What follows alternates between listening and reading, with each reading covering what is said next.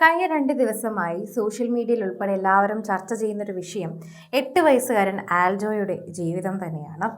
ചൂട് കാരണം ജനൽ തുറന്നു കിടന്നുറങ്ങുന്ന ഒരുപാട് വീടുകളുണ്ട്. ഫാനോ എ സിയോ ഒന്നും തന്നെ അധികം ഉപയോഗിക്കാൻ പറ്റാത്തൊരവസ്ഥയിൽ കഴിയുന്നവർ ഭൂരിഭാഗം പേരും ഇന്ന് ഉറങ്ങുമ്പോൾ രാത്രി എല്ലായ്പ്പോഴും ജനലുകൾ തുറന്നാണ് ഇടാറുള്ളത്. അത്തരത്തിൽ ജനൽ തുറന്നിട്ട് ഉറങ്ങിയ ആൻജോയുടെ കുടുംബത്തിൽ പിന്നീട് കേൾക്കേണ്ടി വന്നത് ആൻജോയുടെ മരണം തന്നെയാണ്. പാമ്പ് ജനലിൽ കൂടി കയറി ആൻജോയെ കൊത്തുകയായിരുന്നു. പിന്നീടുള്ള തിരച്ചിലിലും കൂടുതൽ പാമ്പുകളെ ആ പറമ്പിൽ നിന്ന് ലഭിക്കുകയായിരുന്നു. കുറച്ച് ദൂരത്തിനപ്പുറം ഒരു കാടുള്ളത് തന്നെയാണ് ഇതിന് പ്രധാനമായ കാരണമായി പറയുന്നത്. ശരിക്കും പറഞ്ഞാൽ കാട്ടിൽ നിന്ന് ചൂട് കാരണം അവർ പുറത്തേക്ക് ഇറങ്ങി വരുന്നതാണ്. കൂടുതൽ തണുപ്പ് കിട്ടുന്ന സ്ഥലങ്ങളിലേക്ക് അവർ അവരുടെ ആശ്രയം നോക്കുന്നത് കൊണ്ടാണ് ഇത്തരത്തിൽ കടികൾ ഏൽക്കുന്നതും ഇത്തരത്തിലേക്കുള്ള ഒരു അപകട അവസ്ഥയിലേക്ക് ഇത് മാറുന്നതെന്നും എല്ലാവർക്കും അറിയാം. ഇപ്പോൾ ആ കുഞ്ഞിന് യാത്രയയച്ച് നാട് മുഴുവൻ എത്തുകയാണ്. കൊടകരയിലാണ് സംഭവം. ഉറക്കത്തിൽ പാമ്പുകടിയേറ്റ് മരിച്ച മറ്റത്തൂർ കടമ്പോട് കാവുങ്ങൽ ആൽജോയുടെ മൃതദേഹം വീട്ടിൽ പൊതുദർശനത്തിന് വച്ച സമയത്ത് മറ്റൊരു പാമ്പിനെ കൂടി കണ്ടെത്തിയെന്നാണ് അറിയാൻ സാധിക്കുന്നത്. മുറ്റത്തെ കിടപ്പുമുറിയോട് ചേർന്നാണ് കഴിഞ്ഞ ദിവസം രാവിലെ പാമ്പിനെ കണ്ടത്. ഈ ടൈലുകൾക്കിടയിലൂടെ പോയെങ്കിലും മണ്ണെണ്ണ ഒഴിച്ചപ്പോൾ പുറത്തേക്ക് വരികയായിരുന്നു. നാടിനെ കണ്ണീരിലണിയിച്ച അന്ത്യയാത്രക്കിടയിൽ ചികിത്സ കഴിയുന്ന സഹോദരൻ അനോഷിന്റെ ആരോഗ്യനിലയിൽ നേരിയ പുരോഗതി ഉണ്ടെന്ന വാർത്ത ചെറിയ ആശ്വാസമാണ്. രാവിലെ ആൻജോയുടെ മൃതദേഹവും വഹിച്ചുകൊണ്ടുള്ള വാഹനം ജന്മനാട്ടിലെത്തിയപ്പോൾ നാടാകെ ആൽജോയുടെ സ്മരണയിൽ തേങ്ങി. ഇളയ മകൻ ചേതനയേറ്റ ശരീരം കണ്ട അച്ഛൻ സിൻജോയും അമ്മ ജോൺസിയും സങ്കടമടക്കാനാവാതെ വാവിട്ട് കരഞ്ഞു.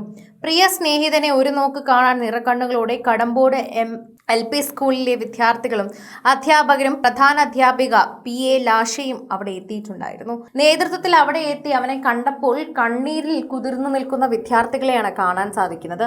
പിള്ള മനസ്സിൽ കള്ളമില്ല എന്ന് പറയുന്നത് പോലെ മാധ്യമങ്ങൾ ഉണ്ടോ എന്നും അല്ലെങ്കിൽ ആളുകൾ കൂടി നിൽക്കുകയാണോ എന്നും തിരിച്ചറിയാതെ അവരുടെ പ്രിയപ്പെട്ട സഹോദരനെ അല്ലെ അവരുടെ സുഹൃത്തിനെ കണ്ടപ്പോൾ അവർ പൊട്ടിക്കരയുകയായിരുന്നു ചെയ്തത്. അത് കണ്ടപ്പോൾ എല്ലാവർക്കും കൂടുതൽ സങ്കടമായി. അത് പിന്നീട് കണ്ടുകൊണ്ട് നിൽക്കാൻ പോലും ആകാത്ത അവസ്ഥയിലേക്ക് പോയി. നാടൊട്ടാകെ ആൽജോയ്ക്ക് യാത്രാമൊഴി പറഞ്ഞു. അതിലൂടെ എല്ലാവർക്കും വേദനയായി മാറുന്നത് ആൽജോയുടെ ജീവൻ പോയ മാതാപിതാക്കളുടെ കരച്ചിൽ തന്നെയാണ്. ഒരു പകുതി ജീവനാണ് പോയിരിക്കുന്നത്, മറ്റൊരു പകുതി ആശുപത്രിയിലും. ആ മാതാപിതാക്കളുടെ അവസ്ഥയെക്കുറിച്ചാണ് ഏറ്റവും കൂടുതൽ ആളുകൾ കൂടുതലും ചിന്തിക്കുന്നത്. സോഷ്യൽ മീഡിയയിൽ നിരവധി പേർ ഈ വാർത്തയെക്കുറിച്ച് പ്രതികരിക്കുകയും ചെയ്യുന്നുണ്ട് എന്ന് തന്നെ പറയണം. എല്ലാവരും ഇപ്പോൾ ഈ ഒരു വാർത്തയെക്കുറിച്ച് സംസാരിക്കുമ്പോൾ സങ്കടവും ഒരേപോലെ തന്നെ വിഷമവും തോന്നുന്ന ഒരു വാർത്തയായി ഇതിനെക്കുറിച്ച് പ്രതികരിക്കുകയും ചെയ്യുന്നുണ്ട്. ആ 8 വയസ്സുകാരൻ്റെ കണ്ണീരും അതുപോലെ അവൻ്റെ പുഞ്ചിരിയാണ് എല്ലാവർക്കും കരച്ചിലായി മാറുന്നത്. അവനൊന്നും അറിഞ്ഞിരുന്നില്ല, ഉറക്കത്തിലായിരുന്നു ഇതെല്ലാം സംഭവിച്ചത്. ശരിക്കും പറഞ്ഞു കഴിഞ്ഞാൽ ആ രാത്രി അങ്ങനെ ഒരു രാത്രിയായി മാറുമെന്ന് ആരും കരുതിയില്ല. ജനൽ തുറന്നിട്ട് ഉറങ്ങുന്ന എല്ലാവരും അത് കാണുന്നുണ്ട്.